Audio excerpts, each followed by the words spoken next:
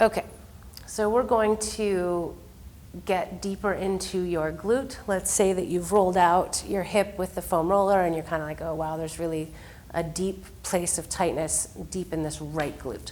So this is where you get onto the floor, you take your ball, and you're just going to start, you kind of lift up or bridge up a little bit, place that ball underneath that side of your glute, and just kind of pick a spot to start. And then I like to externally rotate. Let this right hip drop open. And it might be kind of intense, so you might have to experiment with where it feels like it's okay to start. And then your goal here is to just soften this leg and this glute and let it sink into the ball and let the ball melt into that tissue, right? And you're just breathing. My rules for rolling, especially deep like this, is that you should be able to breathe into it, right? So wherever you are, remember, there's that giant bundle of nerves, your sciatic nerve that runs right through the center of your glutes.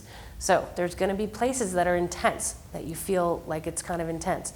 So first of all, if you can't breathe into it and you can't relax into it, move somewhere else. Try moving off that area.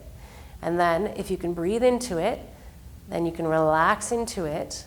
Even if it's intense, it should start to lessen, right? So after 5-10 seconds, it should start to kind of lessen in intensity. If it's getting more and more intense and radiating more and more, maybe move somewhere else to start.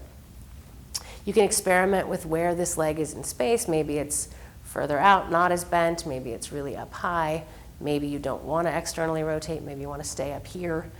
The goal is you're trying to just relax this hip into the roller. A lot of times I think people will go back and forth and roll and roll and roll and dig. But when you're activating your muscle, you're fighting an uphill battle. It will be beneficial to some extent, but I think that if you can really relax into it and soften and melt into it, that you're going to get a lot more bang for your buck. So then you're just kind of working your way. You're working your way all the way kind of from the center line all the way out to this outer hip. And you're just kind of experimenting with what feels like it needs it. If you're on the ball and this opposite hip feels like it's kind of precariously perched in space, take your fist and place it under that opposite hip, and you can support that opposite hip and kind of hang out here. And really, I mean, sometimes I will roll out one glute for 10 or 15 minutes. Like you just kind of work your way, you move somewhere else, you really let the ball sink in there, and then you go around.